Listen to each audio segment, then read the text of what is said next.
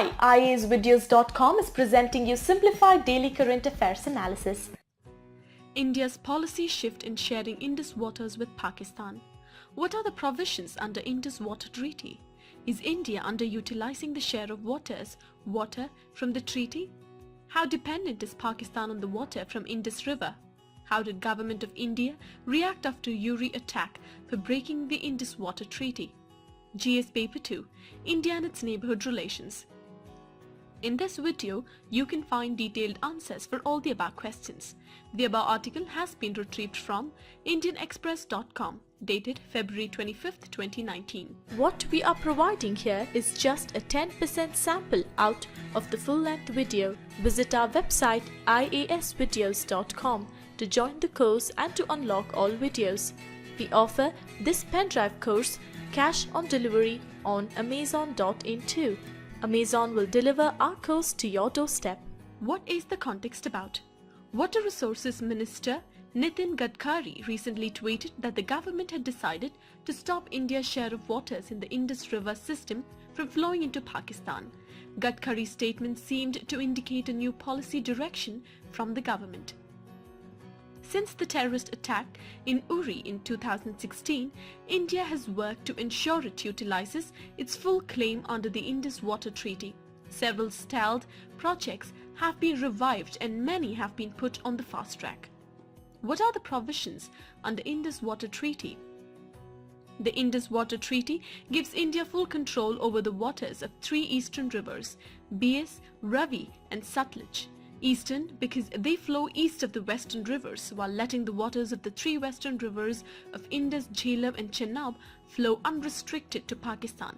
India is allowed to make some use of waters of the western rivers as well, including for purposes of navigation, power production and irrigation, but it must do so in accordance with the provisions of the treaty. Is India underutilizing the share of water from the treaty? Historically, India has never made full use of its rights, neither on the eastern nor on the western rivers. On the western rivers specifically, there has been no pressing demand for creation of new infrastructure of the Indus rivers either for hydroelectricity or irrigation. With a large proportion of farmers in Jammu and Kashmir having moved to horticulture from traditional crops, the demand for irrigation has gone down over the years. After the devastating floods of 2014, it was argued that storage infrastructure could have been built on these rivers as a flood control measure. How dependent is Pakistan on the river? As a result of India's underutilization of its share of waters, Pakistan has over the years benefited more than it was entitled to under the treaty.